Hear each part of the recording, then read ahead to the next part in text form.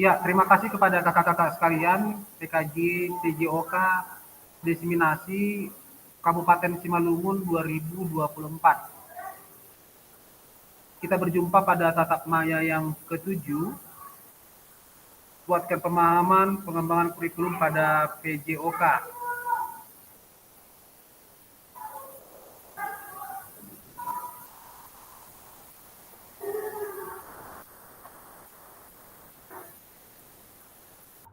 Namun sebelum kita mulai, sekedar informasi untuk saya ingatkan kembali beberapa teman kita untuk surat izin atasan dan fakta integritas. Saya cek di LMS masih ada yang belum mengirimkan. Minta tolong bantuannya ke kakak kalau dekat sama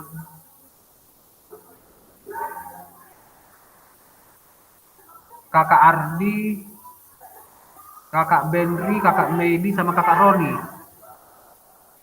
Kakak-kakak yang berempat ini belum upload surat izin atasan dan fakta integritas. Saya sudah japri mereka, sudah hubungi mereka, tapi belum ada balasan atau bagaimana. Minta tolong kakak-kakak kalau misalnya ada kenal bisa komunikasi.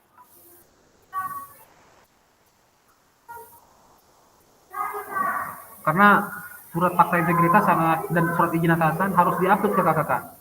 Itu nanti sebagai bukti bahwasanya kakak-kakak bersedia mengikuti kegiatan ini dan direstui gitu sama atasan.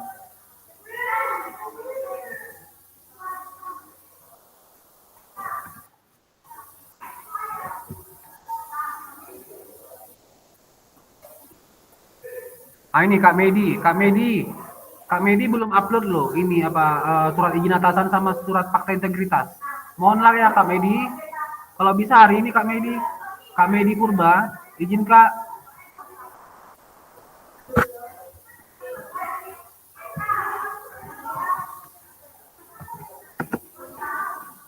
Fakta integritas dan surat izin atasan Kak Medi agar diupload hari ini ya Kak Medi, kalau bisa ya. Minta tolong ya Kak Medi, nanti takutnya ada kendala-kendala yang lain yang bisa menghambat Kak Medi, misalnya kelulusan ataupun yang lain-lain gitu. Ya Kak Medi ya, agar diupload surat izin atasan dan fakta integritasnya ya Kak Medi. Terima kasih kepada Kak Medi. Baik Bapak Ibu sekalian semuanya, kita mulai saja kegiatan kita. Salam dan bahagia. Assalamualaikum warahmatullahi wabarakatuh. Salam, damai sejahtera, Om Swastiastu, Namo Buddhaya, salam kebajikan, Rahayu untuk kita semua di ruang virtual ini. Kita bertemu lagi kembali di pada tatap maya yang ketujuh, kuatkan pemahaman pengembangan kurikulum pada PJOK. Terima kasih yang sudah bergabung di pagi hari ini. Atas kerjasamanya, mudah-mudahan nanti pembelajaran kita mulai dari awal sampai akhir tidak ada masalah. Waktu kita selama 2 JP atau 90 menit. Ada baiknya kita mampatkan dengan sebaik-baiknya Bapak Ibu. Kita lanjut.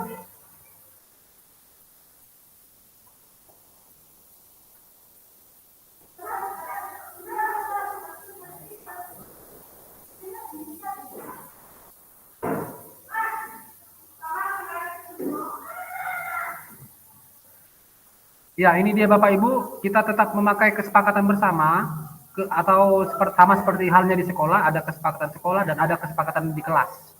Kalau kita di kelas kita pada jingit kali ini dan yang sudah-sudah ataupun yang berikutnya tetap memakai kesepakatan bersama. Apa itu? Yang pertama adalah menyalakan kamera, kemudian mematikan mikrofon, kemudian hadir seutuhnya, kemudian lanjut menghargai waktu bersama, kemudian memaksimalkan fitur chat, kemudian klik raise hand sebelum bertanya, kemudian gangguan teknis adalah hal yang wajar. Jadi untuk gangguan teknis adalah hal yang wajar, saya tidak kita berdoa bersama lah ya. Kita berdoa bersama agar cuaca ataupun yang lain bisa tidak mengganggu ya. Cari tempat yang kondusif lah Bapak Ibu, supaya sinyalnya lancar terus, kemudian paket datanya diperiksa juga Bapak Ibu. agar bisa lancar terus dalam hal jilid dan yang lain-lain. Bapak Ibu juga akan dibayarkan nanti, Bu. Pakai data Bapak Ibu akan dibayarkan nanti, Bapak Ibu. Tapi besarannya saya tidak tahu, tapi pasti ada. Apalagi kita mau menghadapi luring, tatap muka, Bapak Ibu nanti harus hadir ya Bapak Ibu. Saya jujur saja bilang bahwasanya nanti untuk eh, pembayaran pulsa ataupun transfer Bapak Ibu nanti di tatap luring Bapak Ibu. Bapak Ibu harus hadir. Kalau nggak hadir ya mungkin tidak jadi dikasih atau bagaimana nanti. Makanya memanfaatkan nanti luringnya tatap mukanya ya Bapak Ibu. Baik, kita lanjut Bapak Ibu. Ya, tujuan dari sesi kita kali ini adalah yang pertama, peserta dapat memahami 3 karakteristik utama kurikulum merdeka serta keterkaitannya dengan prinsip pemikiran Ki Hajar Dewantara. Kemudian yang kedua, nanti tujuannya yaitu peserta mampu memahami pengembangan kurikulum PJOK. Yang ketiga, peserta mampu memahami penyusunan program PJOK yang berkualitas dengan backward design. Ini dia Bapak Ibu tujuan pembelajaran kita hari ini. Ada 3. Bapak Ibu bisa lihat di layar share screen saya. Bapak Ibu bisa memanfaatkan screenshot atau foto Bapak Ibu biar nambah galeri kita untuk bisa dibaca-baca nanti setelah selesai jimit kita. Setiap slide atau PowerPoint yang saya tampilkan itu sangat penting Bapak Ibu untuk menambah pengetahuan kita dan galeri kita nanti dimasukkan ke galeri Bapak Ibu untuk nanti diingat dan dibaca-baca diulang-ulang di rumah. Ya kan Bapak Ibu? Setelah jimit pastinya. Kemudian agenda kita sesi ini. Yang pertama backward design, yang kedua pengembangan kurikulum PJOK, yang ketiga itu pemikiran Ki Hajar Dewantara atau KHD dan kurikulum merdeka. Saya ulang Bapak Ibu agenda kita hari ini. Yang pertama backward design, yang kedua pengembangan kurikulum PJOK, yang ketiga pemikiran Ki Hajar Dewantara dan kurikulum merdeka.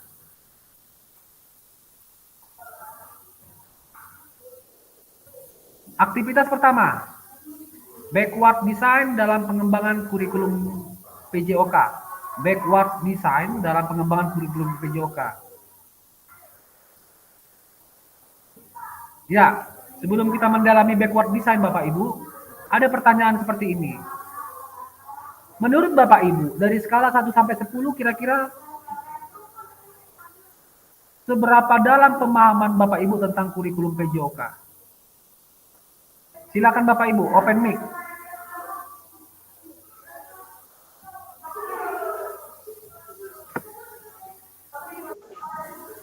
Silakan Kak Lasto, silakan Kak Lasto. Menurut saya Kak, sampai saat ini kurikulum merdeka untuk kita Kak, olahraga belum itu kan Kak, tentunya belum selalu paham Kak tentang kurikulum merdeka ini Kak. Dan mungkin di sekolah kami ini sudah memakai kurikulum merdeka, hanya kelas 3 sama kelas 6 belum memakai Kak. Terima kasih Kak. Oke, terima kasih Kak Lasto dalam kurikulum merdeka di sekolah Kak Lasto. Apalagi Kak Lastonya sendiri belum paham ini bagaimana cara dalam mengimplementasikan kurikulum merdeka, ya kan? Dalam mengimplementasikan kurikulum merdeka. Nah, nanti kita bahas di sini ya Kak Lasto. Terima kasih kepada Kak Lasto. Selanjutnya yang lain silakan Bapak Ibu, Kak Aidil, Kak Henry.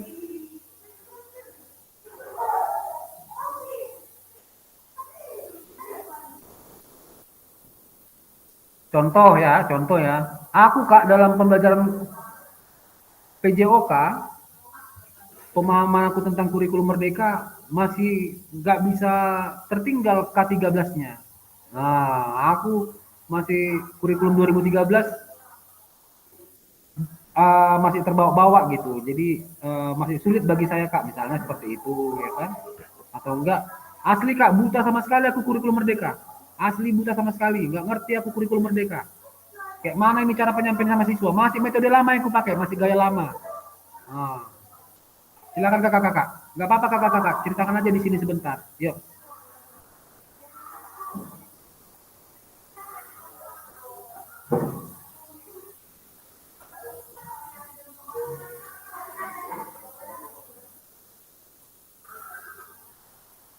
Atau sama ya sama Kak Lasto ya, kasih jempol lah kalau sama. Kalau nggak sama open mic. Aku Kak udah kujalankan kurikulum Merdeka. Tapi dari 100% masih 75% yang berhasil gitu. Nah, mengerti, paham gitu. Oke, terima kasih Kak Henry sama ya dengan Kak Lasto ya. Kak Mindo juga demikian. Oke, terima kasih. Kita lanjut ke kakak-kakak.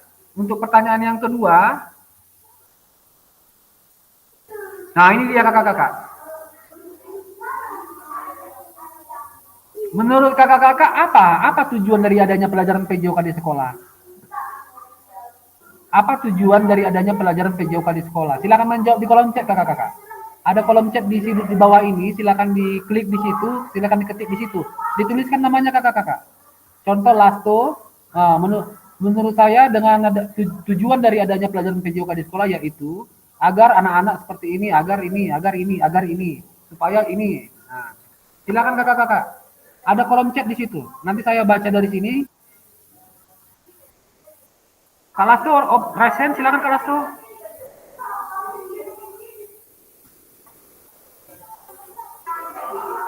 Maaf Kak, kepijit Kak. Oke, silakan dijawablah pertanyaan berikut ini yang di layar di kolom chat ya Bapak Ibu. Sebentar aja diketikkan ya. Pakai handphone kan bisa, pakai laptop juga bisa. Silakan Bapak Ibu di kolom chat.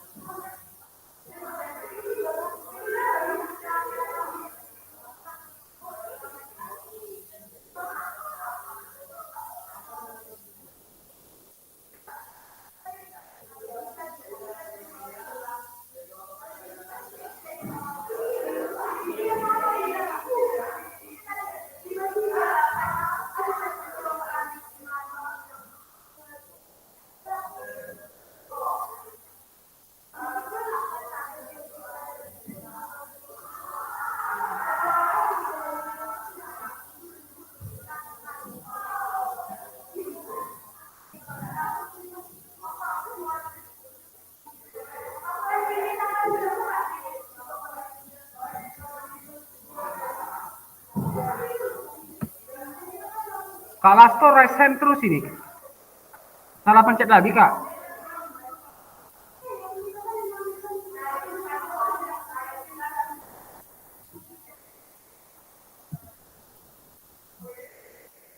Ya, di sini Kak Muhammad Aidil Purba, menurut Kakak Aidil, tujuan dari adanya pembelajaran PJOK di sekolah itu untuk mengembangkan potensi anak melalui kegiatan jasmani.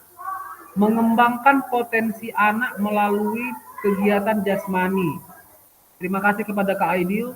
Kemudian Kak Lasto, tujuannya adalah untuk mengembangkan potensi anak secara keseluruhan, baik fisik, mental, sosial, emosional, maupun moral. Baik, terima kasih kepada Kak Lasto. Yang lainnya yuk.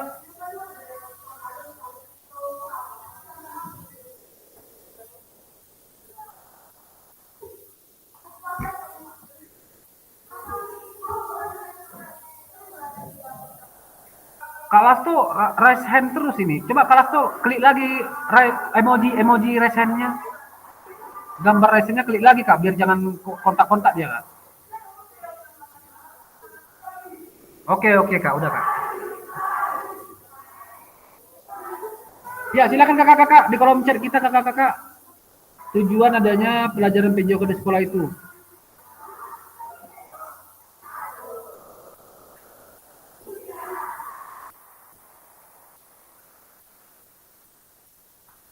Kalau tadi Kak Aidil bilang untuk mengembangkan potensi anak melalui kegiatan jasmani. Kemudian Kak Lasto bilang mengembangkan potensi anak secara keseluruhan, baik fisik, mental, sosial, emosional maupun moral. Ya, silakan yang lainnya Kak Adolf, Kak Mindo, Kak Hamdi, Kak Medi, open open apa? Isi kolom chatnya Kak sebentar Kak, satu dua orang lagi.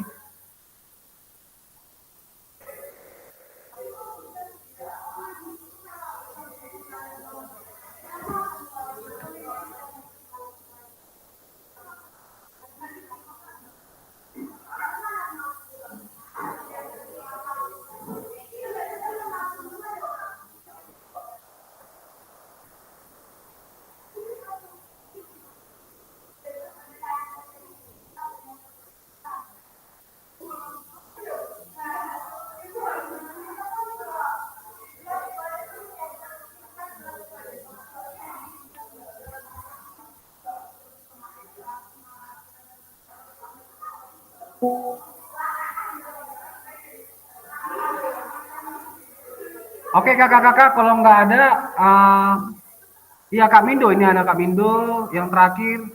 Kak Mindo bilang tujuannya yaitu untuk mengembangkan potensi mental fisik anak, emosional, sosial, dan kesehatan keseluruhan. Ya, terima kasih kepada Kak Mindo. Itulah dia beberapa jawaban dari kakak-kakak sekalian mengenai tujuan dari adanya pelajaran PJOK di sekolah.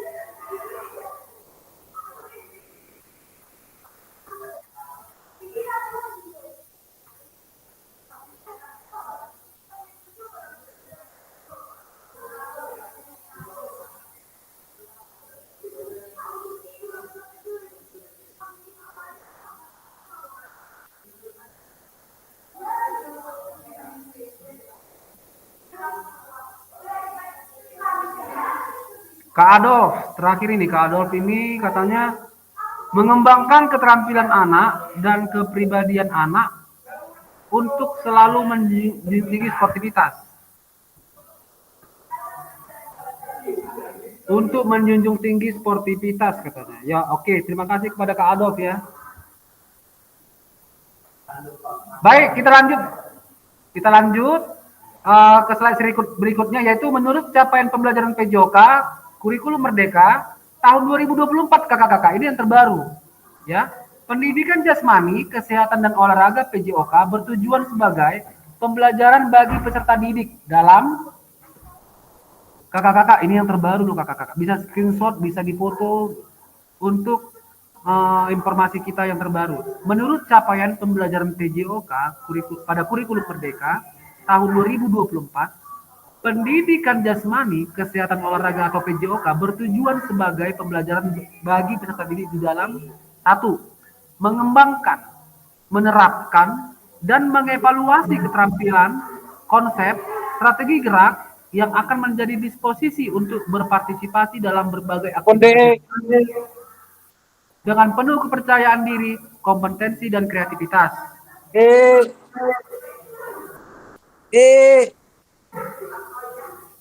Handphone. Kak Medi tolong mic-nya Kak. Kak Medi tolong mic-nya Kak. Di unmute dulu Kak. Kak Medi, mic-nya Kak. Minta tolong Kak. Baik, saya lanjut Kakak-kakak. Kemudian yang kedua, membantu dan memberi dukungan mereka dalam memilih gaya hidup sehat dan aktif secara jasmani. Saya ulangi kakak-kakak, membantu dan memberi dukungan mereka dalam memilih gaya hidup sehat dan aktif secara jasmani. Kemudian yang ketiga, membangun dan menerapkan keterampilan sosial dan emosional melalui konteks pembelajaran yang menekankan nilai-nilai fair play, kerja tim, dan inklusivitas.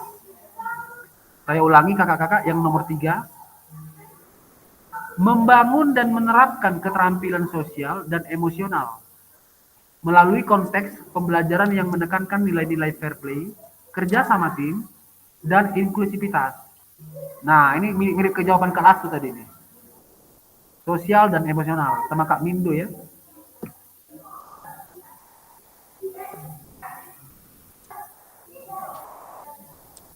Tugas tuh, males aku.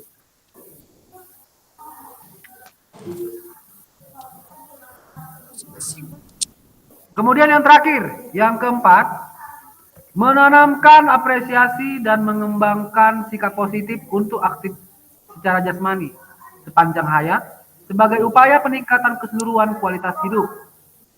Saya ulangi Bapak Ibu yang nomor 4, capaian pembelajaran PJOK. Ah, belum. Kak Medi, tolong matikan dulu mic-nya Kak, izin Kak. Kak Medi, unmute dulu Kak mic-nya Kak. Kakak pakai dua device ya Kak, satu yang device lagi Kak, itu Kak agak ribut ya Kak tadi.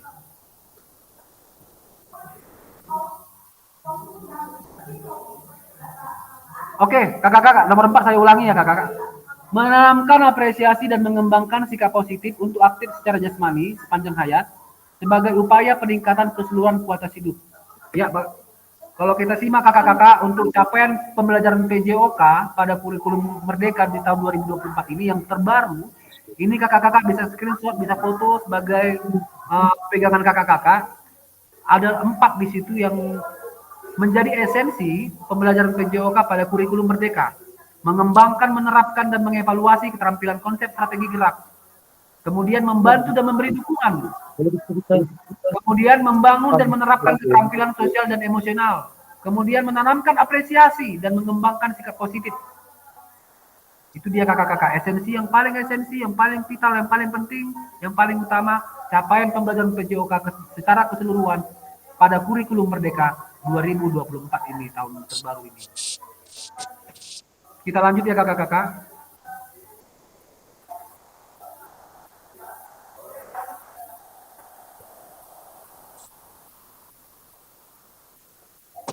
Ya, ini kakak-kakak.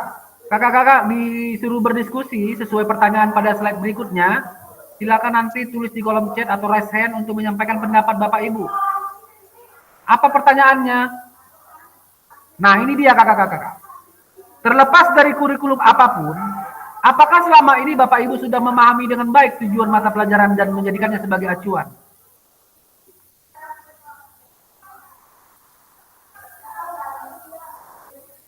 Mau kurikulum KTSP, mau kurikulum 2006, mau KBK, kurikulum berbasis kompetensi, mau kurikulum 2013, mau kurikulum Merdeka. Nah, menurut Bapak Ibu, apakah selama ini Bapak Ibu sudah memahami dengan baik tujuan mata pelajaran dan menjadikannya sebagai acuan? Apakah benar seperti itu Bapak Ibu? Di saat Ibu sewaktu menggunakan kurikulum KBK, ya kan, KTSP, kemudian K13, tujuan pembelajarannya itu sudah Bapak Ibu menjadikan acuannya gitu. Nah, silakan Bapak Ibu di kolom chat untuk didiskusikan di kelompok kita ini. Bisa open mic.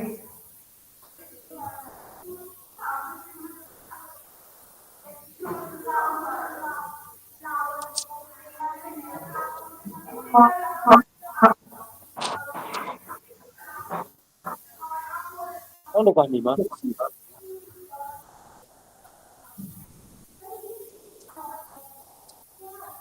Bisa paham ya Bapak Ibu untuk pertanyaannya ya.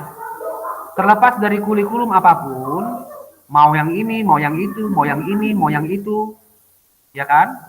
Apakah selama ini Bapak Ibu sudah memahami dengan baik tujuan mata pelajaran dan menjadikannya sebagai acuan? Nah, silakan Bapak Ibu di kolom chat, nanti kita diskusikan ya. Contoh Kalaso tuliskan di kolom chat, kemudian nanti kita lemparkan ke audiens atau ke peserta lain untuk ditanggapi. Silakan.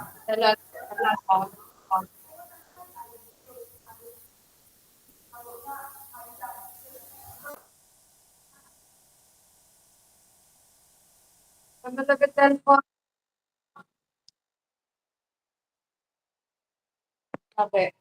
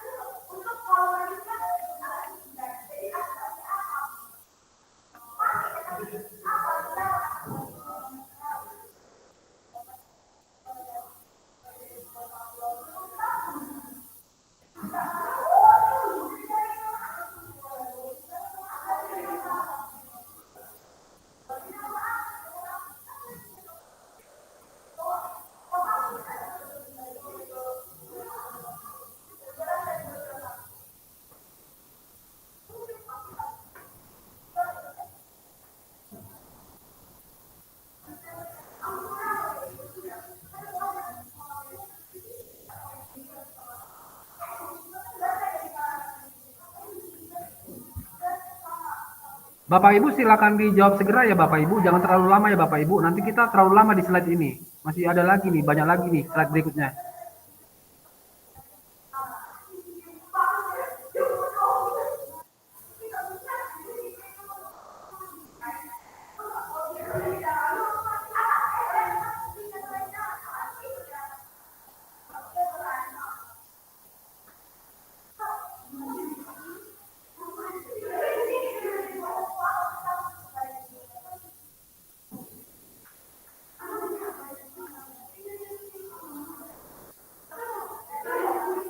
Oke, dari Kak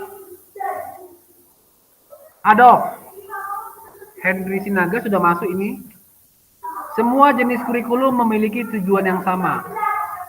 Semua jenis kurikulum memiliki tujuan yang sama dalam meningkatkan pendidikan. Hanya saja beda nama dari silabus diganti dengan alur tujuan pembelajaran. Oke, terima kasih kepada Kak Adolf. Ya, silakan yang lain. Kasih tanggapan dengan komen masukan dari Kak Adolf ini, jawaban dari Kak Adolf.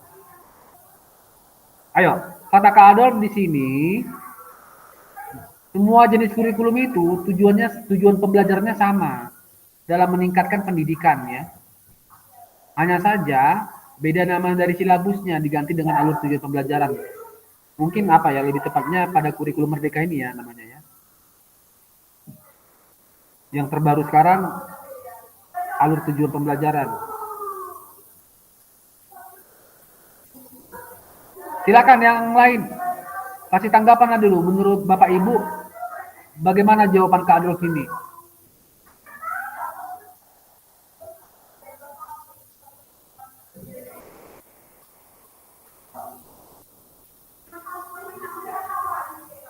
Kak Lasto, bagaimana nih Kak? Jawaban dari Kak Adolf bagaimana menurut Kakak? Setujukah Kakak dengan jawaban Kak Adolf atau mau ditanggapi? Silakan Kak. Open mic Kak, open mic.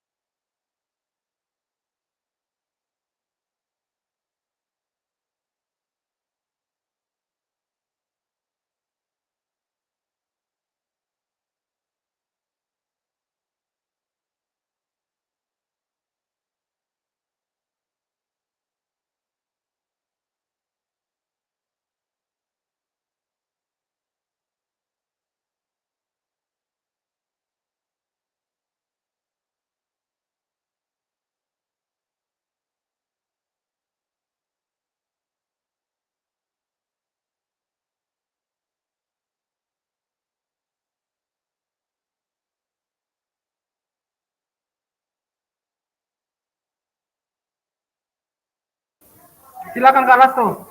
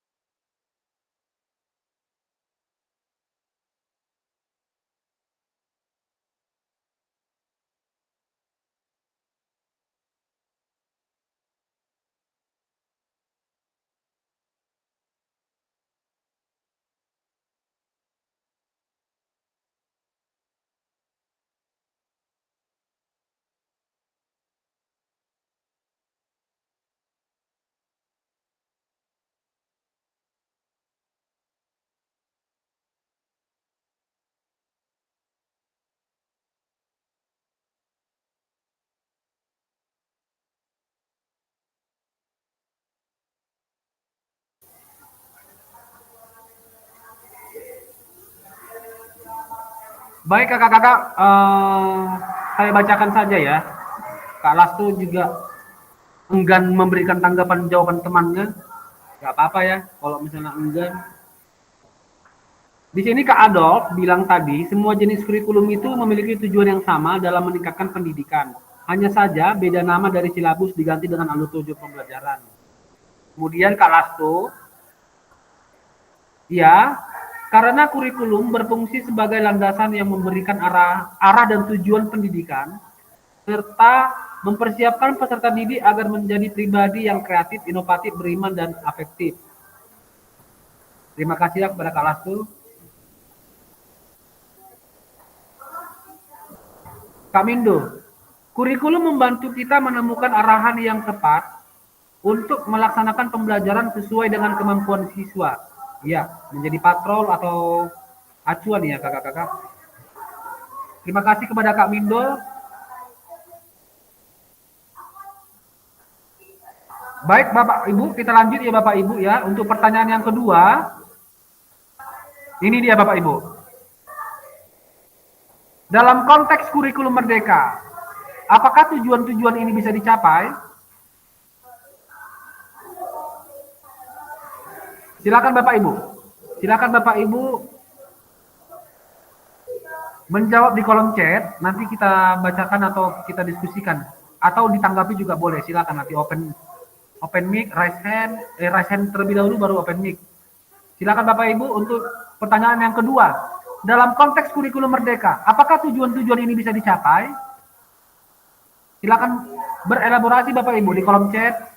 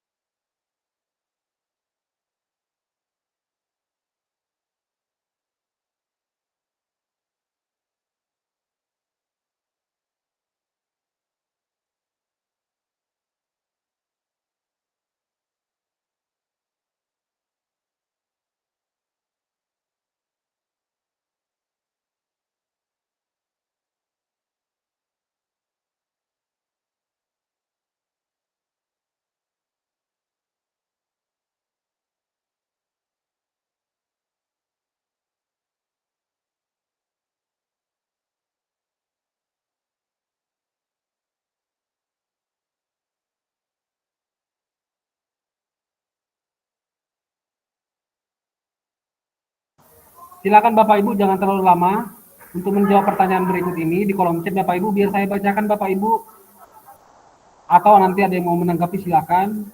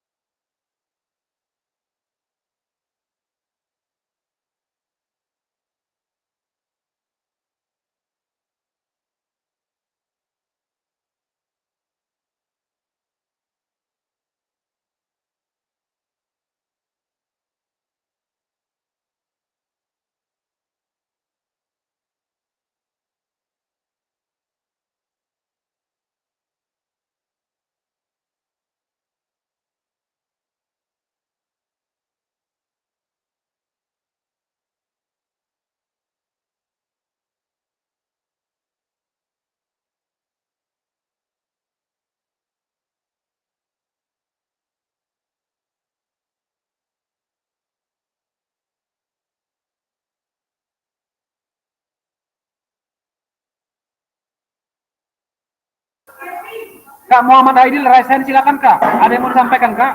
Kak Muhammad Aidil.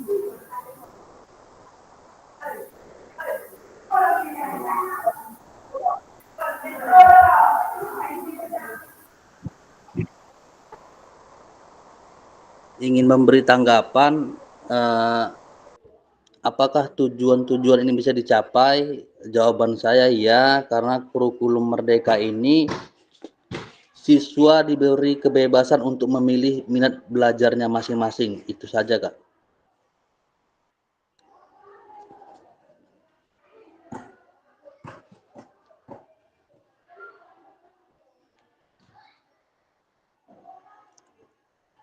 Kak, dengar suaranya, Kak? Di sekolah kakak sudah kurikulum Merdeka Kak, kelas 7 Kak? Kelas 7, kelas 8 sudah, Kak. Oke, selama pembelajaran PJOK di sekolah Kak, selama pembelajaran PJOK di sekolah kakak terapkan pembelajarannya, menurut kakak efektif nggak dalam pencapaian tujuan pembelajaran dengan kurikulum Merdeka Kak? Lebih enak nggak dia? Lebih dapat nggak dia? Lebih berhasil nggak dia dibandingkan kurikulum 2013 atau kurikulum sebelumnya gitu? Nah, silakan Kak. Ya, pada dasarnya seperti yang disampaikan tadi rekan-rekan, semua kurikulum itu sama. Cuman pada dasarnya kurikulum Merdeka ini kelas 7 dan 8 sangat aktif ya. Jadi siswa itu lebih bisa memilih apa kemampuan dia, apa mau dia. Jadi tidak ada lagi patokan guru itu harus A, B atau C. Iya, oke Kak, aku kasih saran atau masukan. Dalam kurikulum Merdeka yang paling penting kita fokus pada tujuan pembelajaran ya Kak. Jangan lari dari tujuan pembelajaran. Kita fokus pada tujuan pembelajaran. Contoh materi kita misalkan passing bola voli, passing bawah pada bola voli.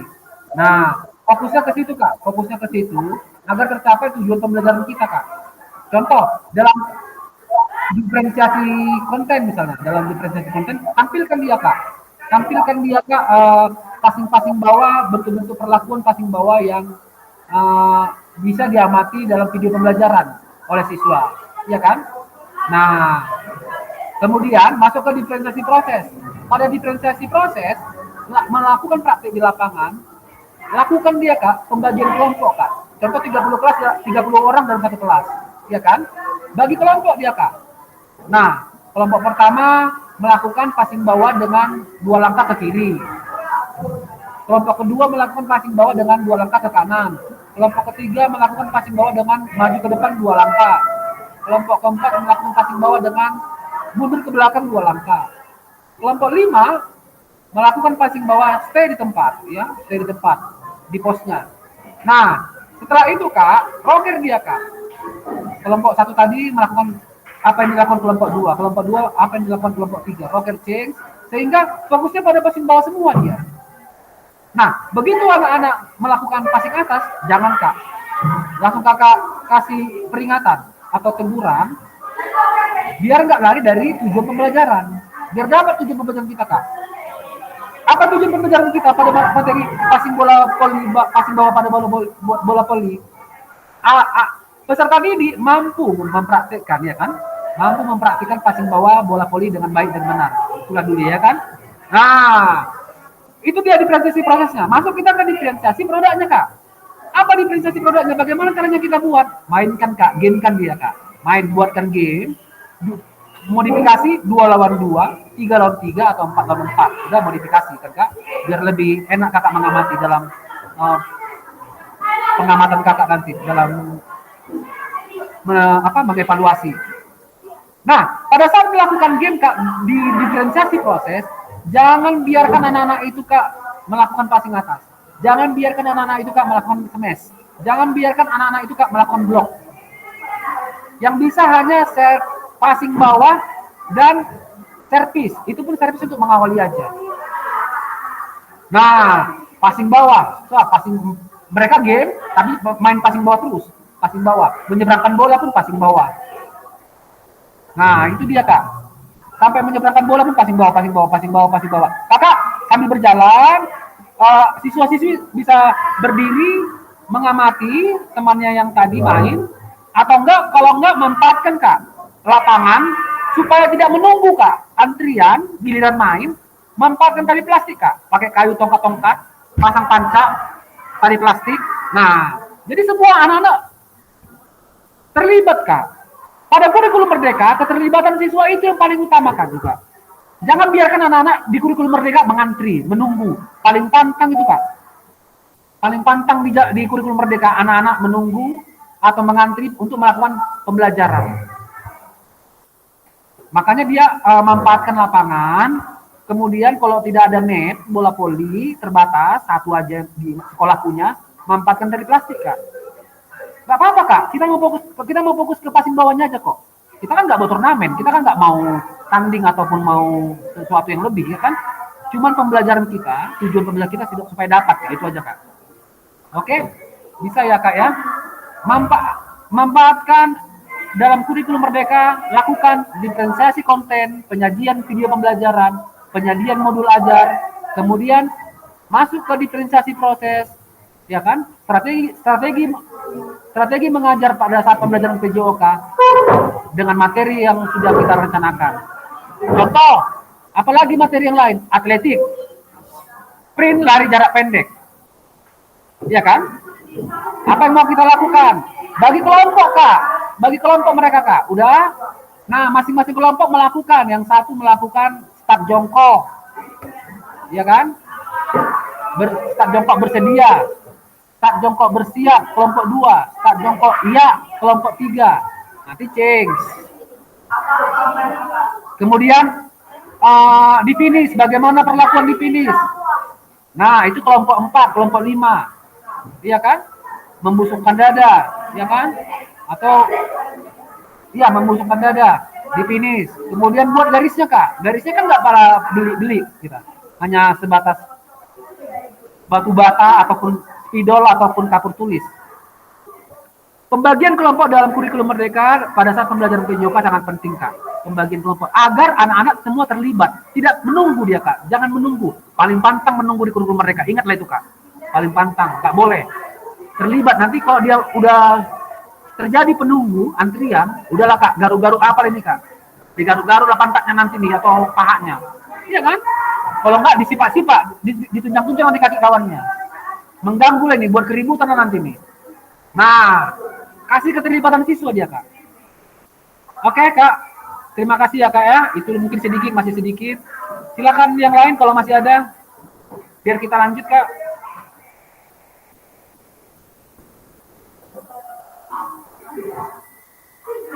Ya, di sini Kak Mindo. Kak Mindo bilang kurikulum membantu kita menemukan arahan yang tepat untuk melaksanakan pembelajaran sesuai dengan kemampuan siswa. Betul ya?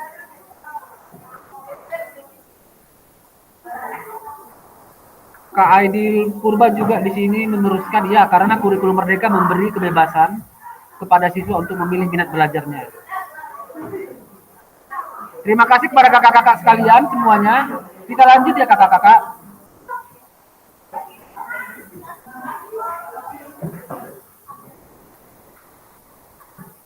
Ya, ini dia.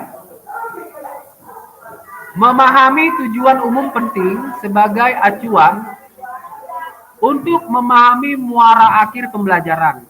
Untuk mencapai tujuan umum ini, pemerintah sudah menurunkannya ke dalam CP, capaian pembelajaran ya Kak.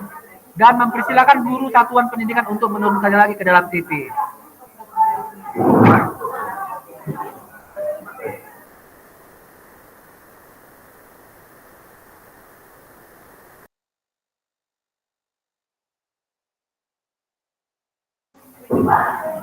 Kakak-kakak,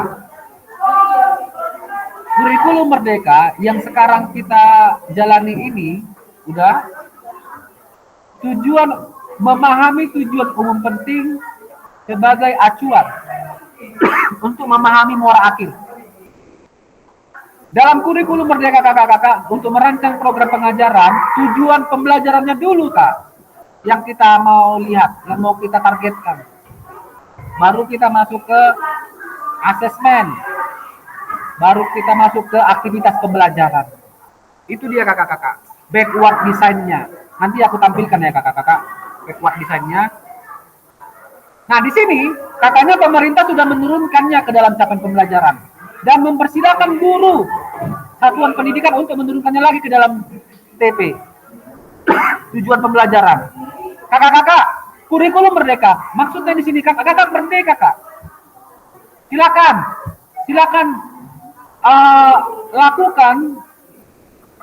laksanakan dan targetkan tujuan pembelajaran kakak itu berdasarkan kebutuhan peserta didik kakak.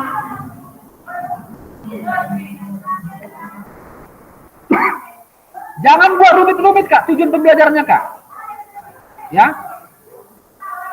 Dasarnya ada. Apa dasarnya? Capaian pembelajaran tadi. Turunkan lagi deh, Kak. Dia kan CP, capaian pembelajaran yang sudah ditetapkan oleh pemerintah. Ya kan? Nah, kakak-kakak dalam membuat tujuan pembelajaran kan berdasarkan CP tadi, kakak. Jangan lari dari CP. Ya. Kakak-kakak mau ngapain di tujuan pembelajaran? Ya kan? Contoh tadi passing bawah tadi dalam permainan bola voli ingin menekankan anak-anak dalam melakukan gerak passing bawah bola voli harus benar. Nah, fokusnya ke situ aja kakak-kakak, nggak usah ke yang lain-lain. Kemudian kalau sudah 2 kali pertemuan berhasil, mantap, terima kasih, ya kan? Penilaian dalam asesmen dalam penilaian juga kakak-kakak buat berhasil, ya kan? Dapat nilai-nilai bagus semua. Dengan deskripsi sangat baik, minimal baik misalnya. Wah, mantap kali itu, Kak. Nah, setelah 2 kali pertemuan passing bawah selesai, tujuan pembelajaran kakak berhasil. Terima kasih, bagus, mantap. Anak-anak kakak berhasil melakukan passing bawah semua. Ya, tidak harus terampil, tapi bisa. Ya, kategorinya bisa. Itu yang paling kita dapatkan. Kalau terampil nanti bicara tentang atlet, ya kan? Nah, kita anak-anak untuknya bisa aja. Makanya permudah, Kak, tujuan pembelajarannya, Kak. Jangan persulit. Ya kan, peserta didik mampu melakukan passing bawah pada permainan bola voli. Jangan kakak buat nanti gini, Kak. Peserta didik terampil dan luar biasa, harus hebat dalam melakukan passing bawah dalam bola voli. Jangan, Kak. Nanti kakak kewalahan dalam mengajarnya. Mereka nggak atlet. Ya kan? Nah, itu, Kak. Tujuan pembelajaran dalam penyusunan tujuan pembelajaran harus benar, Kak. Harus sesuaikan dengan kebutuhan peserta didik kita. Lihat, Kak, kondisi anak-anak kakak bagaimana. Kalau tadi sekolah PPLP, ya kan? Sekolah PPLP bagus, nggak apa-apa, silakan. Sekolah atlet, ya tujuan pembelajarannya pasti nggak sama, ya kan? Turunannya yang dibuat gurunya. Tapi kalau sekolah biasa, yang biasa-biasa aja tapi dia harus dapat ya, berhasil ya, jangan sampai tidak berhasil. Nanti kalau kakak tidak berhasil di 2 kali pertemuan untuk tujuan pembelajaran passing bawah dalam bola voli, kakak tambahkan lagi, Kak, ke 3 kali pertemuan. Makanya dalam menyusun apa RPP, ya kan, dalam menyusun RPP berdasarkan rincian minggu efektif, itu kakak-kakak prediksi kakak-kakak kebutuhan peserta didik itu, kemampuan peserta didik itu seperti ini. Kalau aku buat 2 kali pertemuan dalam passing bawah bola voli, bisa dapat nggak ya? Oh, nggak bisa, harus 3 kali pertemuan ini. Nah, kakak yang memprediksi, Kak, dan targetkan dalam 3 kali pertemuan harus berhasil nih, harus berhasil, ya. Karena begitu kakak buat 4 kali pertemuan, 5 kali pertemuan, bisa rusak nanti apa rencana kakak, Kak. RPP kakak bisa rusak, ya kan? Karena kakak harus masuk ke basket, kakak harus masuk ke sepak bola dalam 1 semester, ya kan? Nah, makanya, Kak, silakan berkreasi, kreatif, inovatif dalam penyusunan tujuan pembelajaran. Jangan salah-salah, ya, jangan susah-susah, jangan rumit. Kakak yang mengatur semua itu, Kak. Merdeka, kakak, merdeka kakak dalam mengatur semua, Kak. Bisa ya kakak paham ya? Kalau paham kasih jempol lah kakak. Kasih jempol kalau paham.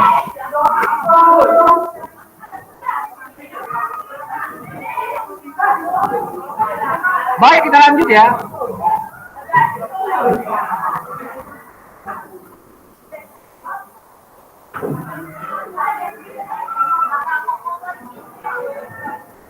Ini dia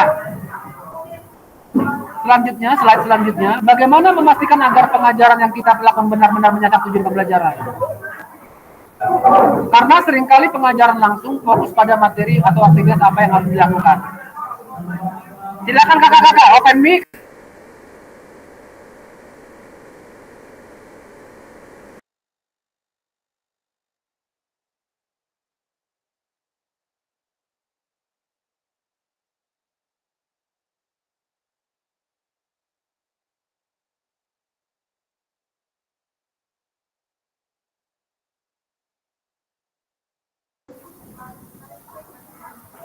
Bagaimana kakak-kakak memastikan agar pengajaran yang kita lakukan benar-benar menyasar tujuan pembelajaran?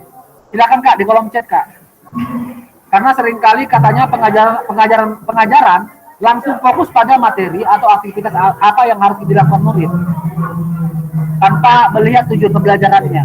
Nah, jadi itu salah kak. Jadi sebenarnya harus tujuan pembelajaran dulu kita fokuskan. Kita sampaikan kepada anak-anak di awal. Oke kak ya. Silakan kakak-kakak berelaborasi di kolom chat.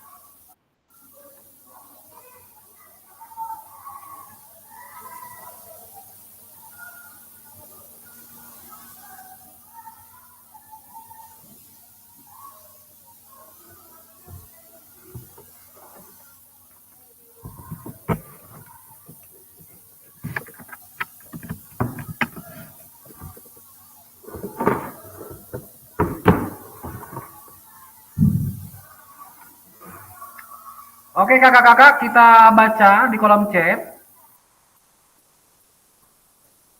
Di sini pada kolom chat Kak Adil Purba bilang, menyusun tujuan pembelajaran metode pembelajaran yang tepat, memberikan motivasi menggunakan sumber ajar. Bagaimana kakak-kakak memastikan agar pengajaran yang kakak lakukan benar-benar menyasar tujuan pembelajaran? Kalau kata Kak Aidil di sini, saya memastikan pengajaran yang saya lakukan itu benar-benar menyasar tujuan pembelajaran, berdasarkan tujuan pembelajaran, memilih metode pembelajaran yang tepat, memberikan motivasi menggunakan sumber belajar. Terima kasih kepada Kak Aidil. Kak Bokotman Purba bilang, karena kurikulum merdeka, murid dapat memahami lebih luas materi pembelajaran. Menyusun pembelajaran lewat RPP. Kak Nila Rosenta bilang, menyusun pembelajaran lewat RPP. Iya, terima kasih kepada Kak Nila, Kak Boketmen, Kak Adil Purba. Silakan yang lain kalau belum menanggapi. Silakan opini kakak-kakak. Kak Yuni di sini bilang, pertama kita melakukan asesmen untuk mengetahui potensi, mungkin asesmen awal ya. Oke, terima kasih Kak. Kemudian setelah mengetahui kemampuan siswa di awal, kita mengatur apa tujuan pembelajaran yang cocok untuk masing-masing peserta didik. Lalu memilih strategi yang cocok untuk materi dalam pencapaian tujuan pembelajaran. Oke, terima kasih Kak Yuni.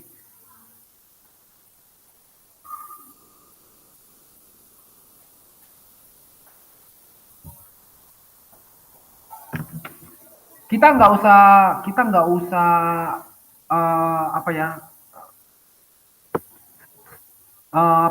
kebiasaan pada umumnya guru-guru ya seringkali langsung fokus pada materi atau aktivitas apa yang dilakukan murid. Contoh seperti guru PJOK mungkin contoh materi kita hari ini bola voli ya kan ataupun sepak bola misalnya. Nah kita kan seringkali yaudah anak-anak kita suruh keluar ke lapangan, kemudian kita briefing sebentar, kita sampaikan materi kita, kemudian kita lepas anak-anak dalam pelaksanaan main bola ya kan. Nah sekarang Kak dalam PKG PJOK merubah paradigma diri dan kelas pembelajaran itu Kak, kelas PKG PJOK Kak. Jadi kita rubah metode lama kita rubah cara mengajar kita yang lama ke cara mengajar yang baru sekarang ini. Makanya kakak-kakak di Diklat untuk merubah itu semua Kak. Merubah paradigma diri dan kelas dalam pembelajaran di sekolah. Bayangkan kakak lah tujuan utama PKG PJOK-nya seperti ini. Merubah paradigma diri dan kelas dalam pembelajaran PJOK. Jadi Kak, langsung saja Kak, kalau kita lihat pertanyaan di layar ini, kita jangan lagi Kak tinggalkan kelas. Jangan lagi tinggalkan kelas Kak. Kita buanglah habit-habit lama itu. Kebiasaan-kebiasaan lama kita itu. Ya kan? Tinggalkan ke atas, campakkan bola, kasih bola, udah tinggalkan kelas, pergi ngopi. Atau enggak pergi bicara-bicara ke kantor guru. Atau enggak jumpain teman yang lagi santai, ajak ngobrol. Atau enggak lari dari sekolah. Nah, jangan lagi Kak. Jangan lagi Kak. Kita orang-orang yang sudah berpendidikan luar biasa, jangan lagi habit-habit yang pernah dulu mungkin guru-guru lain lakukan. Enggak, aku enggak menuduh Kakak, mungkin guru-guru lain melakukan seperti itu. Nah, jangan ditiru Kak, jangan ditiru. Jangan tinggalkan kelas Kak, apalagi dalam pembelajaran PJOK Kak. Resikonya besar meninggalkan kelas dalam pembelajaran PJOK. Apa resikonya? Bisa mencederai anak-anak. Di saat kakak-kakak tinggalkan kelas, anak-anak pada saat main bola bisa terjadi perkelahian Kak. Berantem mereka. Tumbuk-tumbukan, pecah bibirnya atau patah giginya. Kakak yang dipanggil oleh kepala sekolah, oleh BP ya kan? Kemudian orang tua siswa datang ke sekolah. Repot Kak kalau kakak tinggalkan kelas. Banyak kali resikonya. Itu dia kakak-kakak. Jadi merubah dirilah kita. Aku bukan mau mengajari, cuma mau menyampaikan informasinya Kak tentang PKG PJOK ini. Gak mau mengajari aku, udah lebih pintarnya kakak-kakak daripada aku. Cuman satu kelebihanku dalam ini memfasilitasi kakak-kakak untuk dalam penyampaian program ini kakak-kakak. Nah mungkin kakak-kakak belum tahu program ini mau ngapain, apa tujuannya, apa ininya. Nah Aku yang membantu kak, ya. Nah, aku hanya menyampaikan, meneruskan aja ya kak, memfasilitasi kakak-kakak, apalagi di LMS. Nah, itu dia kakak-kakak, sedikit ya motivasi, tetap tidak lari pada pembelajaran kita.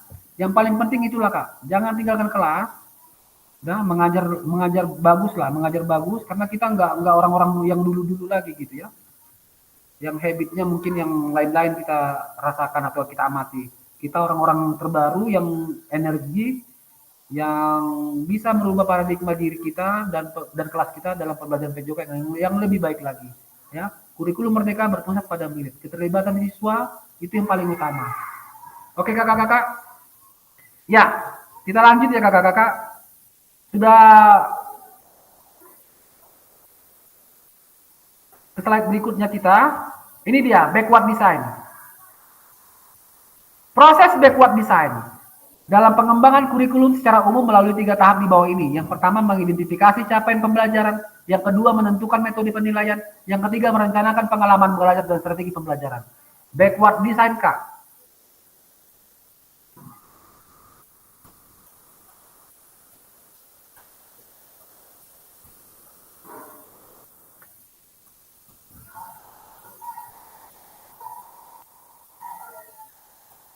Kakak-kakak, backward design itu kakak, kalau kakak-kakak buka Google, kakak buka Google, itu segitiga terbalik kak. Segitiga terbalik, yang mana yang paling atas dia tujuan pembelajaran. Nah, itu dia kak. Yang mana dia yang pertama tujuan pembelajaran. Kakak bukalah Google, ya. Udah. Yang kedua,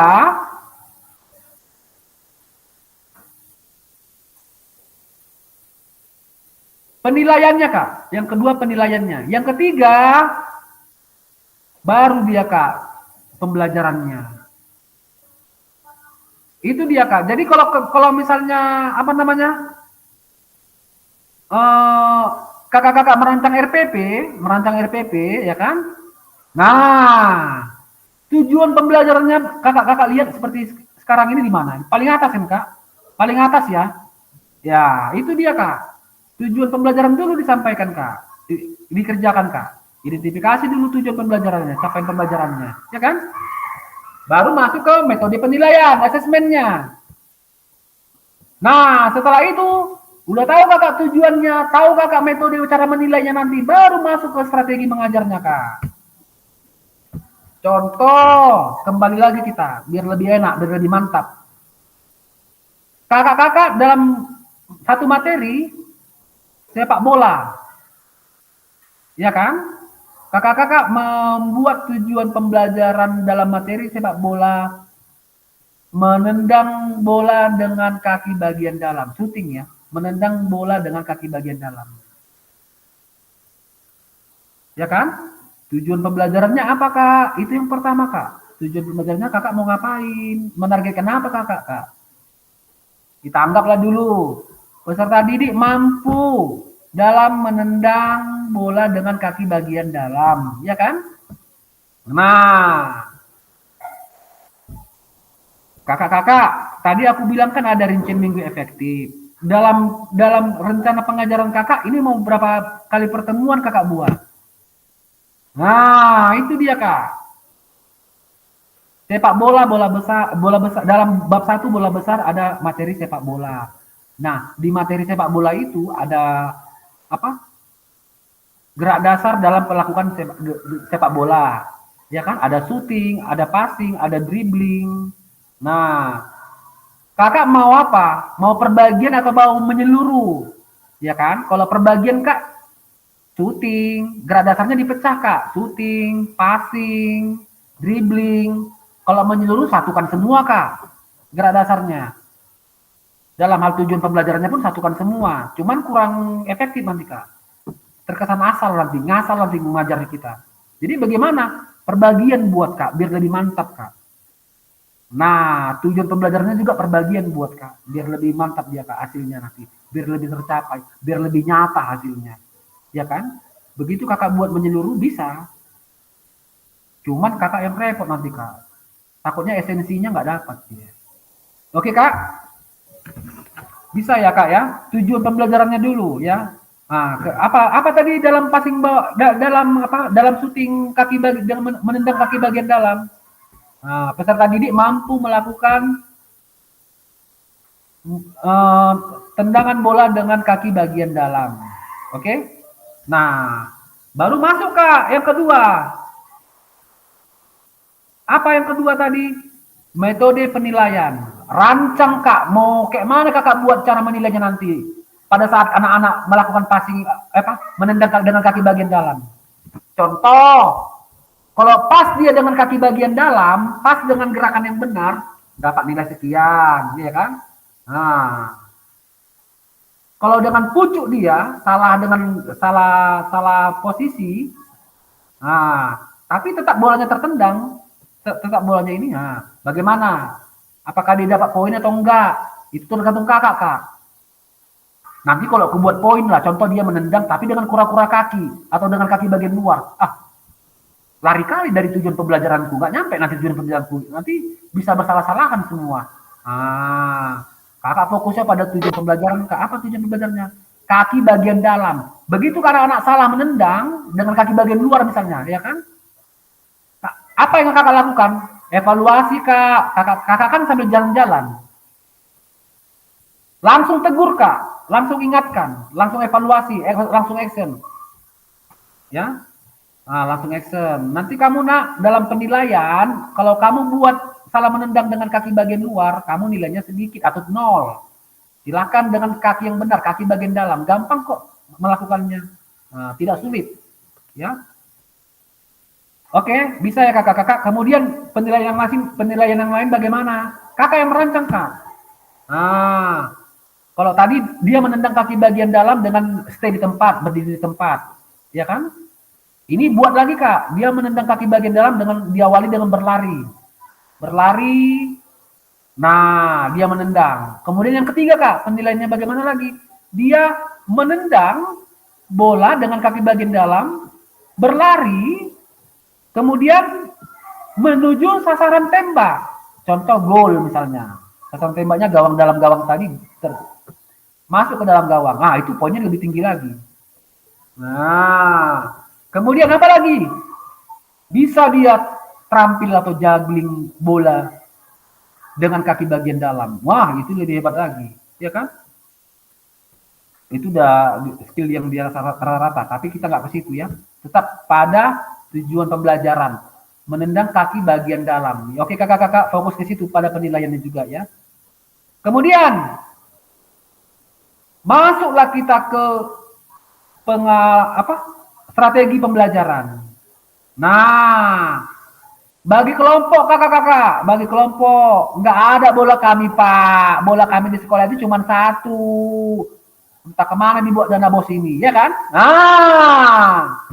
Kakak-kakak jangan mengeluh, jangan tunjukkan kelemahanmu. Bola 1 jangan jadikan alasan. Tunjukkan sama semua orang guru olahraga kreatif, inovatif. Dalam hal mengajar PJOK. Dengan minimnya fasilitas, guru olahraga mampu melakukan pembelajaran berdiferensiasi, kurikulum merdeka. Tunjukkan kakak-kakak. Begitu kakak-kakak ceritakan sama guru lain, fasilitas di sekolah kakak sedikit, mengeluh, ketawa itu Kak guru sebelah kakak. Diketawai kakak. Jangan mau Kak, jangan tunjukkan kelemahan kita Kak. Ya. Tunjukkan kelebihan kita dengan cara mengajar dengan minimnya fasilitas kita mampu, ya. Oke kakak-kakak.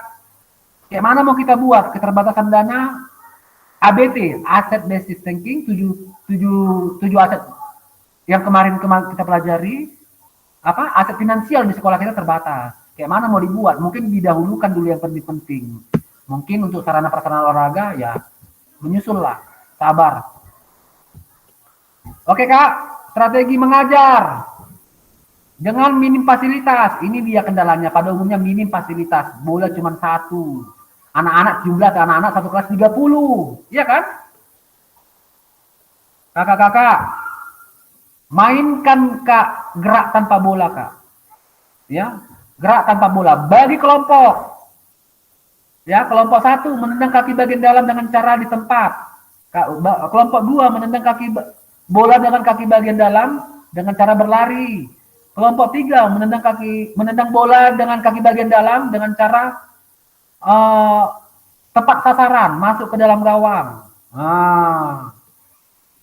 Change dia Kak, change, kemudian lakukan pemakaian bola. Walaupun satu bola tetap ada, manfaatkan, lakukan juga dengan satu bola biar lebih real dia, ya kan, nyata. Setelah tadi anak-anak melakukan gerak tanpa bola, karena adanya satu bola cuman, ya udah lakukan aja dengan pakai bola satu tadi. Nah, supaya nggak mengantri, ya kan, karena keterbatasan bola, yang lain gerak tanpa bola Kak. Nggak apa-apa Kak, nggak apa-apa. Semangati anak-anak itu Kak. Jangan kasih tahu, Pak, mana bola kita Pak, mana bola kita Pak, kata anak-anak. Jangan kakak dukung. Entah kayak manapun kepala sekolah kalian. Nah, jangan kayak gitu Kak. Nggak boleh kayak gitu Kak. Ya, pantang kayak gitu. Kita menjelek-jelekan orang, apalagi pimpinan kita, nggak boleh. Ya, harus kita dukung pimpinan kita dukung anak-anak kita supaya terbangun motivasinya ya. Oke, kakak-kakak sekalian, itu tadi Kak. Capaian pembelajaran, tujuan pembelajarannya dulu Kak. Ya, backward design, bayangkan backward design itu, buka Google, lihat di situ gambarnya Kak. Segitiga terbalik Kak. Yang pertama itu Kak, tujuan pembelajaran. Yang kedua asesmen. Yang ketiga strategi mengajar kita.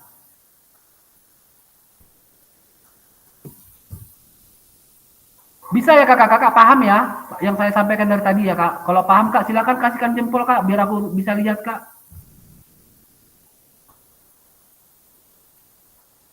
Oke, ini dia pesan kunci backward design. Backward design merupakan proses sistematis yang memastikan kesesuaian kurikulum dengan capaian pembelajaran yang diinginkan. Nah, backward design juga pada akhirnya membantu guru menyelaraskan antara tujuan, langkah pembelajaran, dan penilaiannya.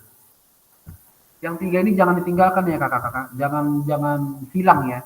Tujuan pembelajaran, asesmen atau penilaian, kemudian strategi mengajar kita, langkah-langkah pembelajaran kita, tahap-tahap pembelajaran kita, ya.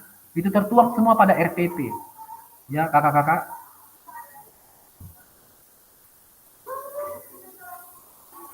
Aktivitas 2, kita sudah masuk aktivitas 2 nih, penyusunan program PJOK.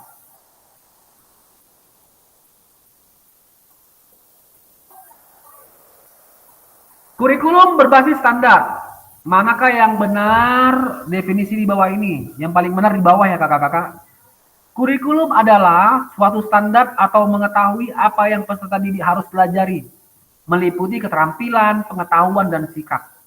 Itu dia kakak-kakak, kurikulum.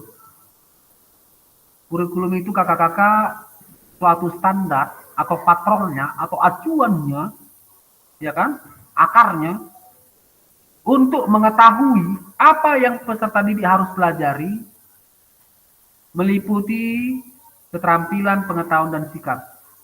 Dalam pembelajaran PJOK, keterampilan, pengetahuan, dan sikap jangan ditinggalkan ya kakak-kakak. Semua ini harus ada.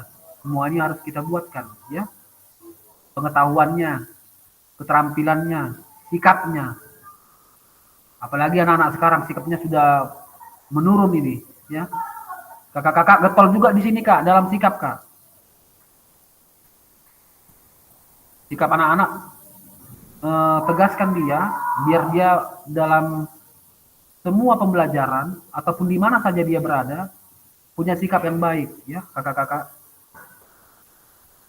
Itu dia kakak-kakak, kurikulum berbasis standar, manakah yang benar definisinya di bawah ini. Yang paling bawah ya kakak-kakak, kurikulum itu adalah suatu standar untuk mengetahui apa yang peserta didik harus pelajari, meliputi keterampilan, pengetahuan, dan sikap.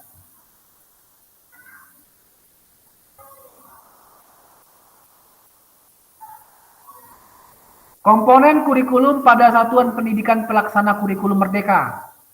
Ini dia komponen-komponennya kakak-kakak. Bisa screenshot, bisa foto, silakan kak.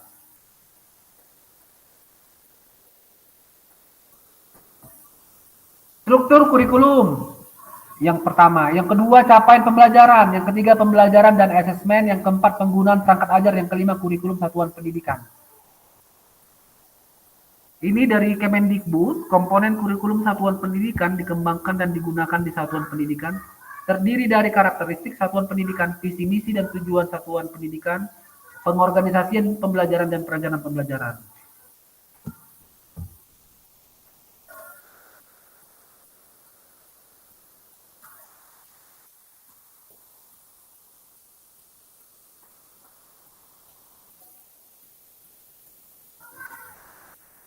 Kita lanjut kakak-kakak. Mengapa kurikulum operasional berbeda antara satuan pendidikan? Agar bermakna, kurikulum operasional satuan pendidikan dikembangkan sesuai dengan konteks dan kebutuhan peserta didik dan satuan pendidikannya. Ini bisa menjadi kabar gembira, Bapak dan Ibu dapat menyusun program yang relevan dengan kultur gerak di mana peserta didik tinggal. Kakak-kakak, nggak bisa lagi kakak-kakak pinjam RPP-nya SMP Negeri 1 Raya. Nggak bisa lagi kakak pinjam RPP-nya SD Negeri yang di Pematang Siantar, yang di Medan, yang di Parapat, yang di Toba. Nggak bisa lagi, Kak. Kakak dalam menyusun rancangan pembelajaran yang RPP itu berdasarkan kebutuhan peserta didik, kakak-kakak. Ya. Jadi kebutuhan RPP anak kota berbeda sama anak desa. Nah, kakak-kakak harus mengenal kebutuhan belajar ataupun kebutuhan peserta didik anak-anak kakak. Lihat ini, Kak.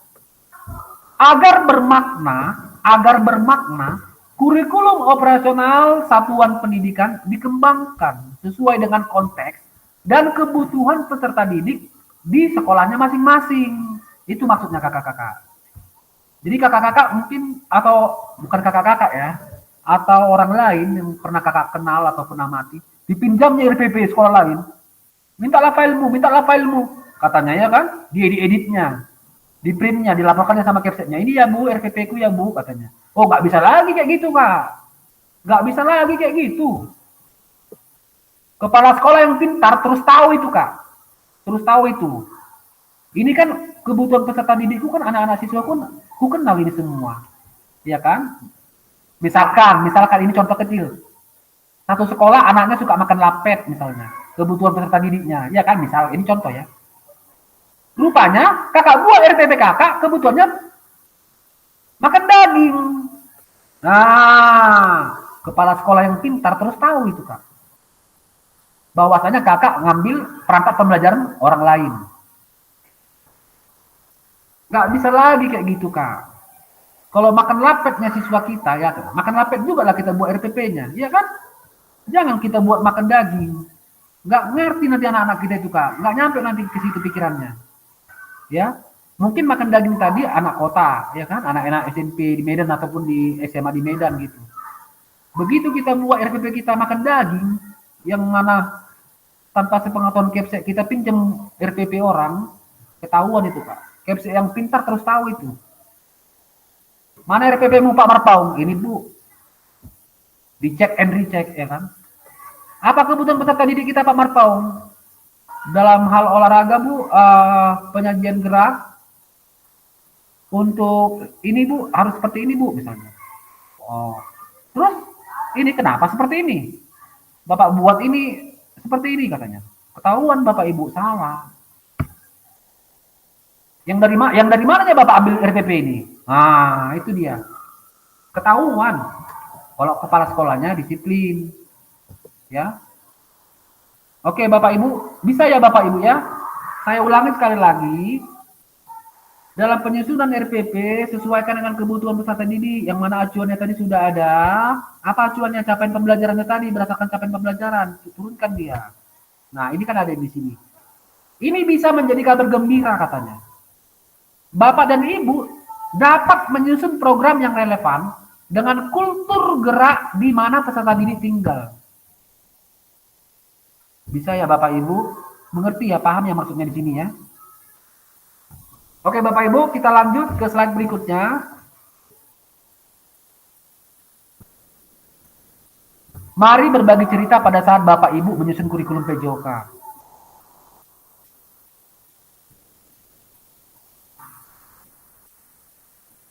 Nah ini Bapak Ibu, ada 3 pertanyaan. Bagaimana cerita Bapak Ibu pada saat Bapak Ibu menyusun kurikulum PJOK? Bagaimana Bapak Ibu selama ini merancang program PJOK sebagai bagian dari pengembangan kurikulum mata pelajaran PJOK? Kayak mana Bapak Ibu membuatnya? Yang pertama tadi kan? Oh ini dia. Yang pertama tadi kan bagaimana Bapak Ibu merancang program PJOK ya? bagaimana Bapak Ibu membuat RPP lah ini, semacam itulah ya kan. Kemudian apa saja yang selama ini Bapak Ibu anggap menjadi sesuatu yang bernilai untuk dipelajari murid di kelas PJOK. Nah, apa saja yang Bapak Ibu anggap selama ini menjadi sesuatu yang bernilai untuk dipelajari murid di kelas PJOK. Ya kan? Kemudian yang ketiga, bagaimana Bapak dan Ibu akan mengintegrasikan itu semua ke dalam proses pengembangan kurikulum mata pelajaran PJOK yang sekarang berlaku. Silakan Bapak Ibu, open mic untuk menjawab 3 pertanyaan ini. Kalau enggak, apa namanya? Di kolom chat, silakan Bapak Ibu.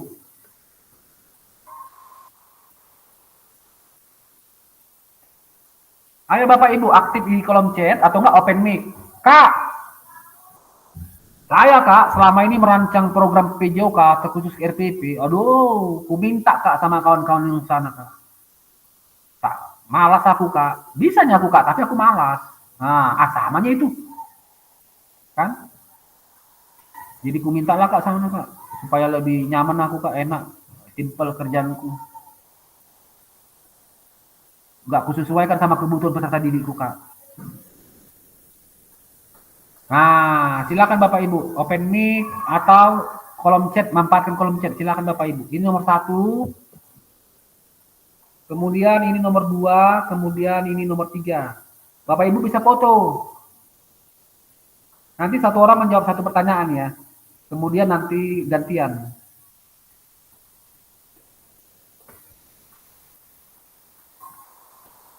Oke Bapak Ibu, silakan aktif ya Bapak Ibu di kolom chat ya Bapak Ibu. Nanti kalau hanya aku yang aktif nggak enak. Bapak Ibu juga harus aktif biar interaksi belajar kita enak biar Bapak Ibu. Oke, sebentar lagi kita habis Bapak Ibu. Mungkin kita percepat ya Bapak Ibu biar lebih efektif waktu kita karena kita sudah mau habis ini. Udah mau 2 JP. Ayo Bapak Ibu silakan cepat Bapak Ibu.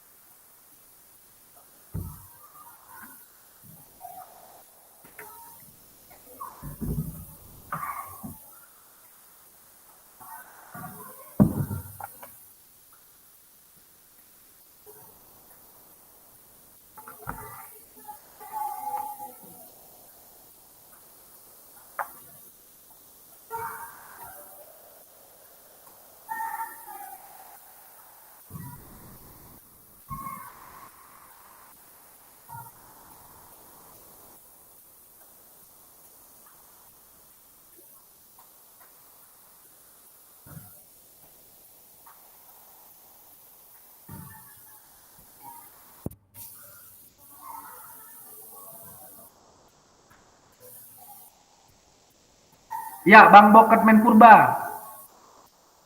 Saya merancang program PJOK dengan pendekatan holistik, mempertimbangkan aspek fisik, emosional, dan sosial murid.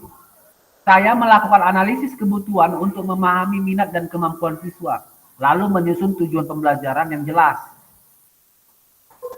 Selain itu, saya juga berupaya menyisipkan elemen keterampilan dasar, kesehatan, dan sportivitas dalam setiap kegiatan. Waduh, mantap kali Bang. Oke, terima kasih kepada Bang Purba, Bang Bokot Man Purba. Terima kasih Bang. Yang lain silakan.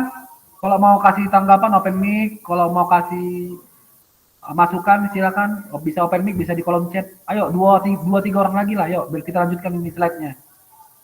Kita sudah waktunya sudah mepet, sudah mau habis. Dicepatkanlah kakak-kakak.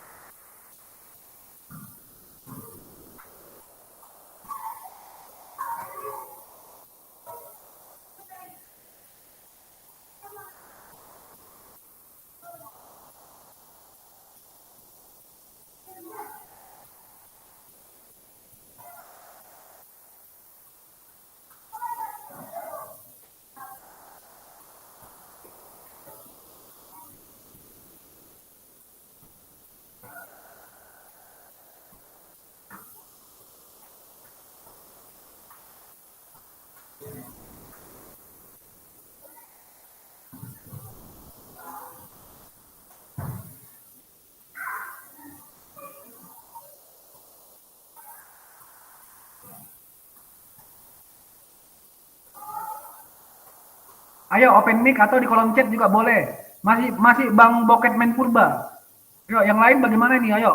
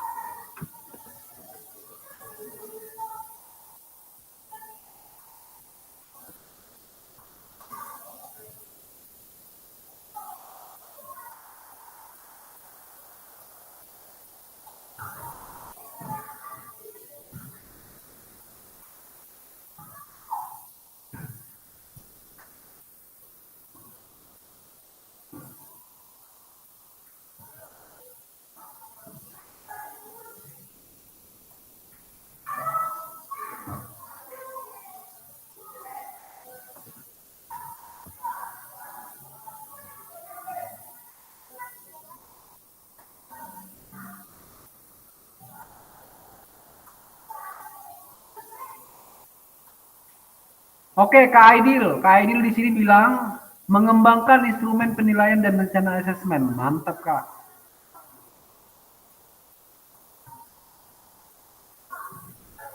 Satu orang lagi yuk, biar kita lanjut ke slide berikutnya yuk. Satu orang lagi yuk, kasih jawabannya lah ya.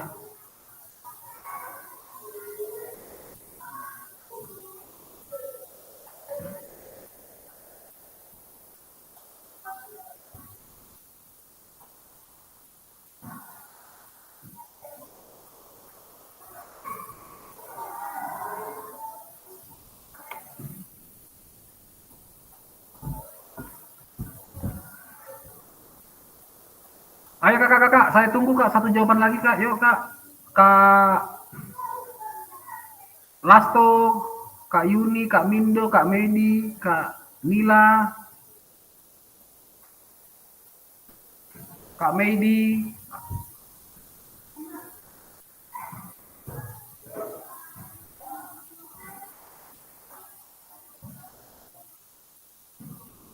Kak Adolf, yuk kak, satu lagi kak, yuk kak. Tadi Kak Purba bilang, Kak Bokatman Purba bilang dia merancang program PJOK dengan pendekatan holistik, mempertimbangkan aspek fisik, emosional, dan sosial murid. Saya melakukan analisis kebutuhan untuk memahami minat dan kemampuan siswa, lalu menyusun tujuan pembelajaran yang jelas. Selain itu saya juga berupaya menyisipkan elemen-elemen keterampilan dasar, kesehatan, dan sportivitas dalam setiap kegiatan. Mantap kali. Kak Aidil tadi bilang fokusnya pada instrumen penilaian. Satu orang lagi kak, ayo kak.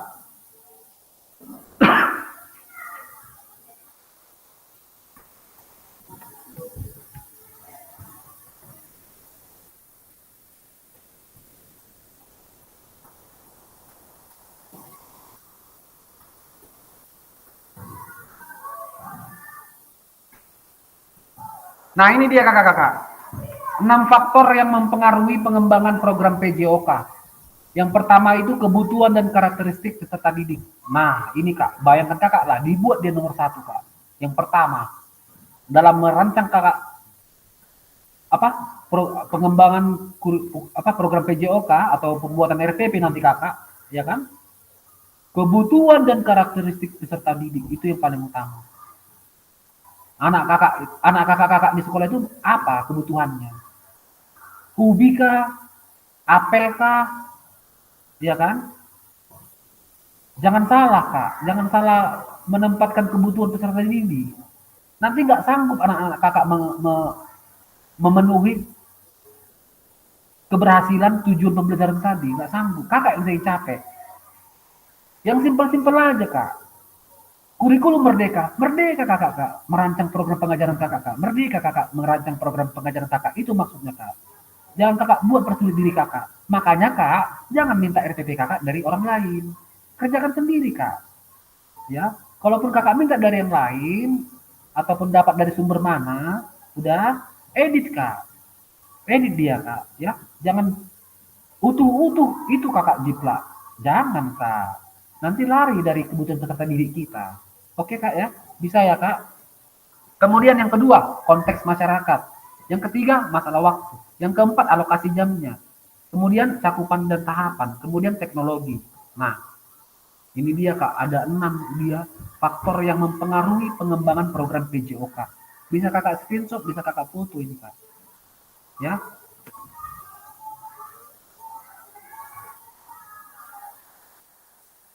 Baik Kakak-kakak, kita sudah masuk ke aktivitas ketiga. Aktivitas ketiga pada materi kali ini yaitu karakteristik utama kurikulum merdeka dan artikulasi Ki Hajar Dewantara dalam pendidikan nasional.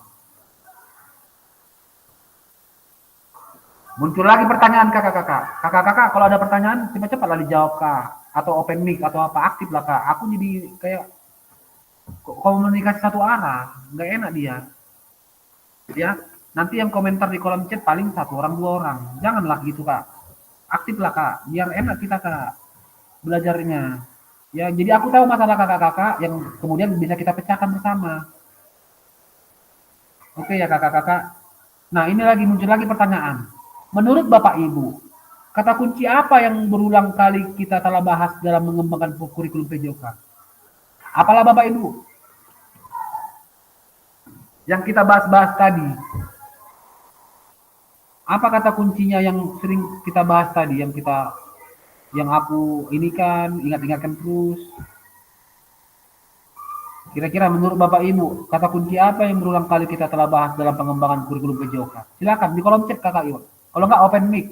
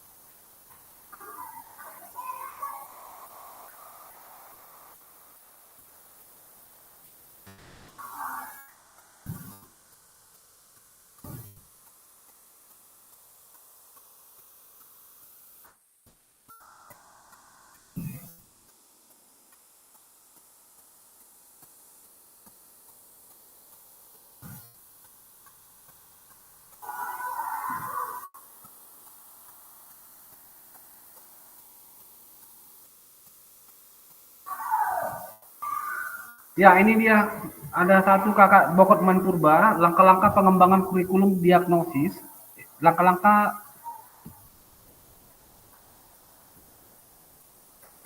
pengembangan kurikulum diagnosis kebutuhan, perumusan tujuan, pemilihan dan pengorganisasian materi, pemilihan dan pengorganisasian pengalaman belajar, dan pengembangan alat evaluasi. Poin yang sering kita bahas berulang kali adalah langkah-langkah pengembangan kurikulum. Diagnosis kebutuhan, perumusan tujuan, pemilihan dan pengorganisasian materi, pemilihan dan pengorganisasian pengalaman belajar, dan pengembangan alat evaluasi. Oke, makasih Bang Bokot Menpurba.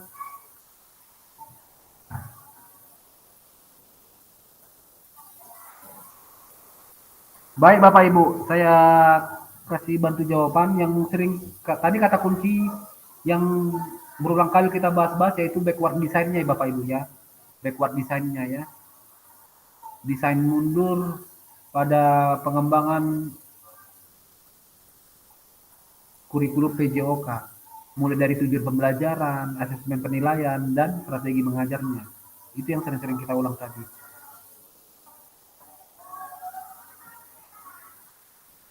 Oke Bapak Ibu, kita lanjut. Ini dia. Apa yang telah kita bahas merupakan karakteristik kurikulum merdeka, yakni yang pertama fokus pada materi esensial. Fokus pada materi esensial. Muatan yang paling diperlukan untuk mengembangkan kompetensi dan karakter peserta didik. Kemudian yang kedua, pengembangan kompetensi dan karakter. Ya, di sini sosial, emosional, moral peserta didik ya Bapak Ibu. Kemudian fleksibilitas pembelajaran. Kurikulum dapat disesuaikan ya.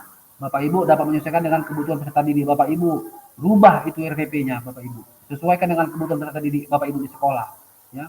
Jangan Bapak Ibu ciplak atau masukkan kebutuhan peserta didik anak SMP 1 Siantar misalnya, anak SMP 1 Medan misalnya, ya kan? Jangan Bapak Ibu, beda dia, beda kebutuhan, ya Bapak Ibu ya.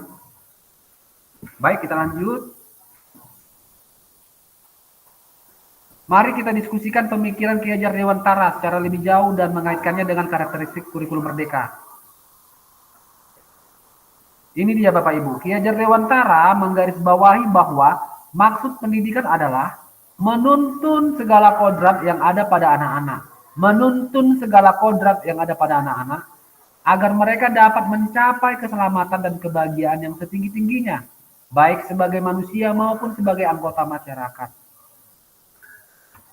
Oleh sebab itu, pendidik itu hanya dapat menuntun tumbuh atau hidupnya kekuatan kodrat yang ada pada anak-anak, agar dapat memperbaiki lakunya atau bukan dasarnya, hidup dan tumbuhnya kekuatan kodrat anak. Ya Bapak Ibu, inilah Ki Hajar Dewantara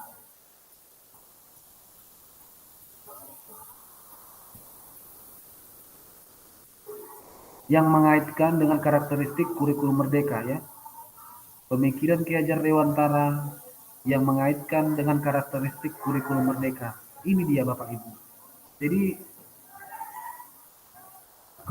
dasar tadi itu yang kebutuhan peserta didik tadi itu harus kita bantu anak-anak untuk dituntun supaya anak-anak itu mencapai keselamatan dan kebahagiaan yang setinggi-tingginya, baik sebagai manusia maupun sebagai anggota masyarakat.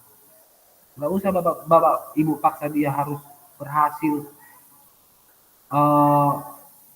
memaksa, nggak usah Bapak Ibu. Ya, Bapak Ibu hanya menuntun, kata Ki Hajar Dewantara. Tengok ini di bawah ini ya. Oleh sebab itu, pendidik itu hanya dapat menuntun. Oleh sebab itu, pendidik itu hanya dapat menuntun tumbuh atau hidupnya kekuatan kodrat yang ada pada anak-anak. Tumbuh atau hidupnya kekuatan kodrat yang ada pada anak-anak agar dapat memperbaiki lakunya. Ya kan? Agar dapat memperbaiki hidupnya dan tumbuhnya kekuatan kodrat anak-anak. Paham ya Bapak Ibu ya?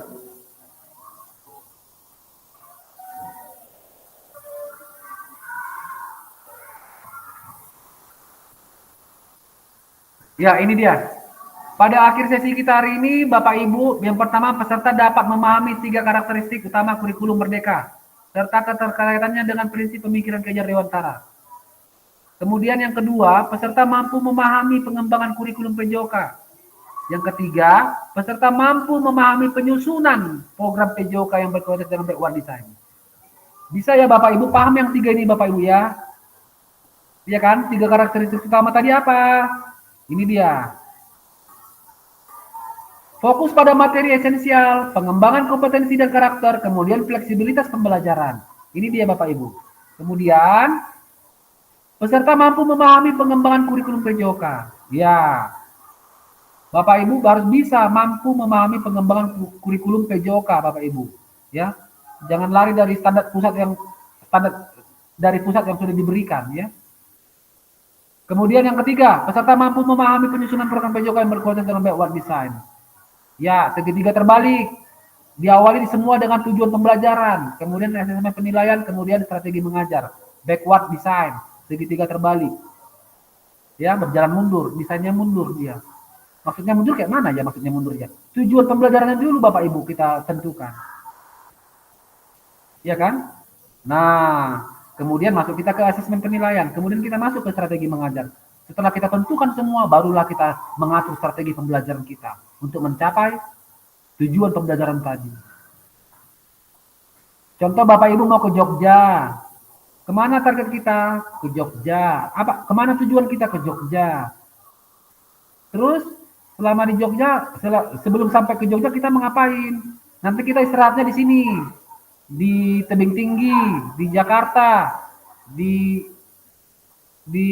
Banten, di sini ya kan? Nah, kemudian terakhir bagaimana? Kita susunlah strategi kita Bapak Ibu. Ya, kita susun strategi kita. Misalnya memesan bus yang bagus. Kita pesanlah busnya yang bagus. Ya kan? Supirnya yang berpengalaman. Nah, kemudian tempat duduk peserta didik kita dalam bus bagaimana? Siapa yang sering-sering muntah? Jangan dekatkan dia ke kaca. Nah, siapa yang bisa membuat suasana jadi riuh ataupun semangat? Nah, dia memegang mic atau kontrol dalam ice breaking atau membuat suasana jadi lebih enak dia di dalam bus tersebut. Pokoknya aturlah strategi Bapak Ibu bagaimana supaya kita nyampe di Jogja dengan selamat dan sehat semua. Itu dia Bapak Ibu. Bisa ya Bapak Ibu ya, paham ya maksudnya Bapak Ibu ya? Kasih jempol lah kalau paham Bapak Ibu. Biar enak kita, biar nyampe pelajaran kita ini, biar jangan sia-sia.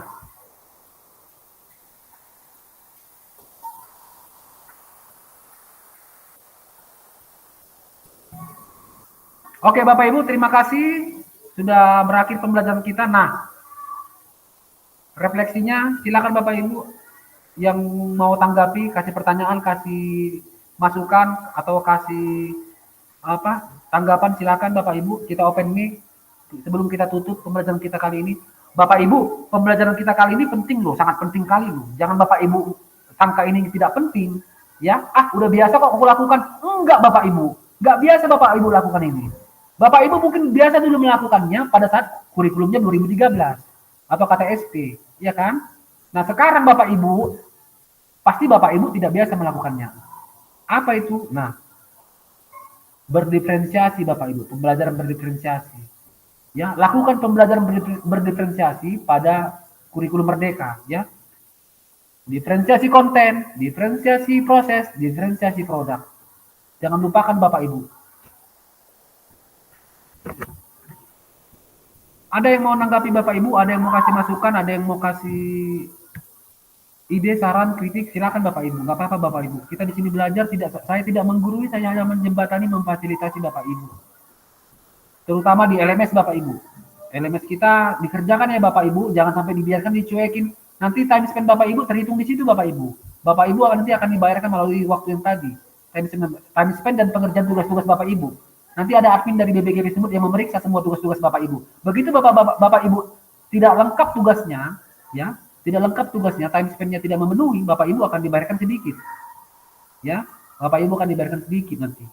Nanti Bapak Ibu kecewa jadinya. Padahal dalam mengerjakan LMS tidak sulit kok, gampangnya. Gampang kali pun, ya kan Bapak Ibu ya?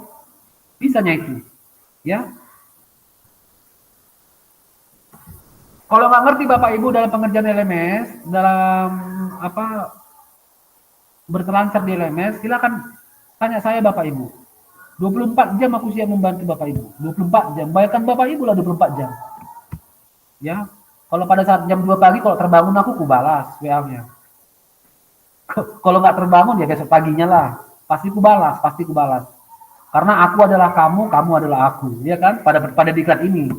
Nggak bisa Bapak Ibu. Bapak Ibu terperosok.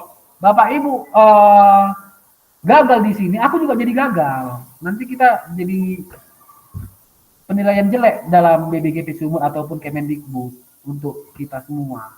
Makanya kita harus bersinergi lah. Harus bersinergi untuk kualitas pembelajaran kita. Ya. Baik Bapak Ibu, kita open kamera. Kalau tidak ada lagi yang mau disampaikan, kita open kamera.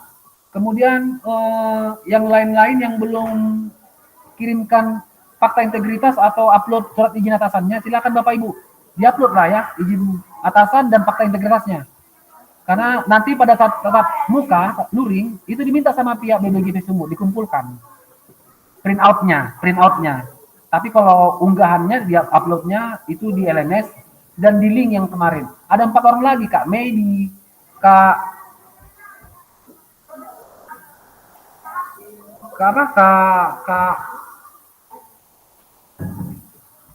di WA sudah ada itu di WA grup saya buat.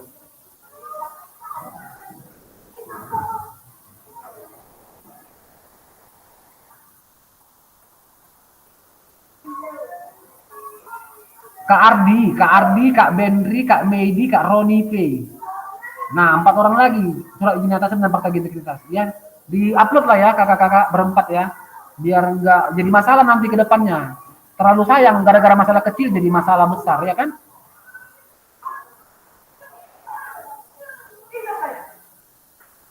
Baik kakak-kakak, kita open kamera, kita akan foto bersama untuk kegiatan kita tatap maya yang ke-7 kali ini. Silakan kakak-kakak open kamera, tapi namun sebelum kita open kamera terakhir untuk berfoto bersama, kita buatkan doa penutup. Saya akan bawakan doa penutup untuk kali ini. Baik kakak-kakak, demikian pembelajaran kita hari ini kita sudahi untuk tatap maya yang ke-7 ya. Mudah-mudahan bermanfaat dan kakak-kakak bisa menjadikan ini untuk pembelajaran di sekolah ya. Bapak Ibu, mulai dari modul 1, mulai dari tatap maya 1 sampai sekarang, Bapak Ibu laksanakan ke sekolah. Bapak Ibu lakukan dia. Dia akan lakukan dia. Ya, yang menjadi galeri silakan simpan dulu. Yang harus dituangkan secepatnya, tuangkan aja Bapak Ibu. Contoh apa Pak? Pembelajaran berdiferensiasi, ya kan? Udah bisa Bapak Ibu lakukan. Apa itu tadi pembelajaran berdiferensiasi? Penyajian konten, ya kan? Tampilkan video-video pembelajaran, ya. Nah, agar merangsang stimulusnya. Rangsangannya itu di awal dengan menyajikan video pembelajaran, anak-anak pasti suka itu. Setelah itu bawa keluar Bapak Ibu untuk mau ngapain? Diferensiasi produknya. Ya kan? Disitulah masuklah. Nah, ajarilah pembagian kelompok, atur semua. Mau perbagian kah? Mau menyeluruh kah? Ya kan? Kemudian masuk lagi ke diferensiasi produknya. Nah, silakan Bapak Ibu yang mau dituangkan sekarang, silakan tuangkanlah sekarang ini. Yang udah kita pelajari selama ini, ya, yang menjadi galeri untuk menjadi ingatan, silakan simpan bagus-bagus, ya, simpan di handphone, nggak ngerti buka handphonenya, ya, jadikan referensinya. Baik Bapak Ibu, kita sudah selesai. Baik, kita berdoa penutup. Sampai jumpa di tatap maya yang ke-8, tatap maya ke-8 modul 16. Oke Bapak Ibu, silakan dikerjakan LMS-nya sampai modul 16 berarti ya kan. Jangan dibiarkan ya Bapak Ibu, jangan dicuekin ya. Sebelum kita tutup, kita berdoa menurut agama dan kepercayaan masing-masing. Doa kita mulai.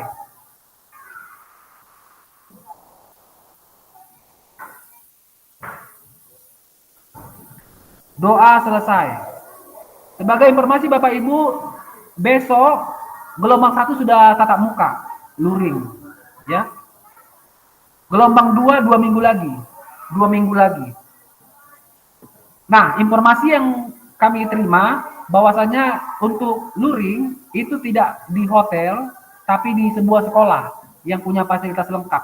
Nanti ditentukan oleh admin pendidikan Kabupaten Simalungun. Dinas Pendidikan nanti menentukan tempatnya di mana. Kita menunggu lah ya. Ini lagi disusun semua datanya, semua data untuk peserta yang luring. Ya. Kemudian luring terlaksana selama seminggu, mulai dari jam 8 pagi sampai jam 5 sore. Jadi Bapak Ibu yang punya jarak tempuh jauh nanti, kalau ditentukan sekolahnya, jarak tempuh Ibu jauh, misalnya 1 jam sampai 1,5 jam atau 2 jam, harus datang Bapak Ibu, harus datang. Anggaplah kita ke sekolah seperti biasa mengajar. Seperti itu aja anggapannya. Kalau Bapak Ibu ke sekolah seperti biasa mengajar, pulang jam 2, ya kita pulangnya jam 5 nanti. Jelas ya Bapak Ibu ya. Semangat ya Bapak Ibu. Program PKG PJOK sangat bermanfaat Bapak Ibu. Ya Bapak Ibu sangat bermanfaat. Akan Bapak Ibu rasakan lagi manfaatnya setelah mendapatkan sertifikat dan menjadi persyaratan utama dalam segala hal nanti untuk diklat-diklat berikutnya menyusul. Jadi Bapak Ibu nanti nggak kalah di persyaratan Bapak Ibu untuk diklat-diklat berikutnya nanti. Oke, bisa ya Bapak Ibu? Mengerti ya maksudnya Bapak Ibu ya? Oke, kita foto bersama. Kita foto bersama, open kamera kalau bisa kakak-kakak sekalian.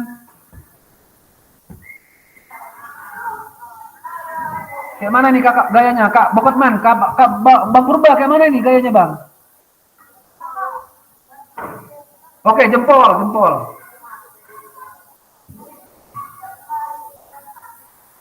Oke, 1, 2. 1, 2, 3. Sekali lagi.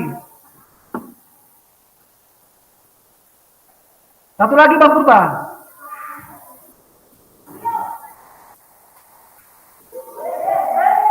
Dua jempol. Tadi 1 jempol, sekarang 2 jempol gitu. Oh gini.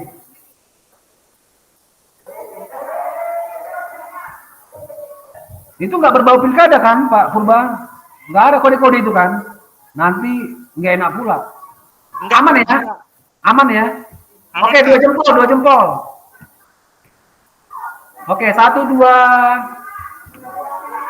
1, 2, 3. Oke kakak-kakak, terima kasih buat kebersamaan kali ini. Minta maaf sebelumnya karena pelaksanaan kita buat pagi hari.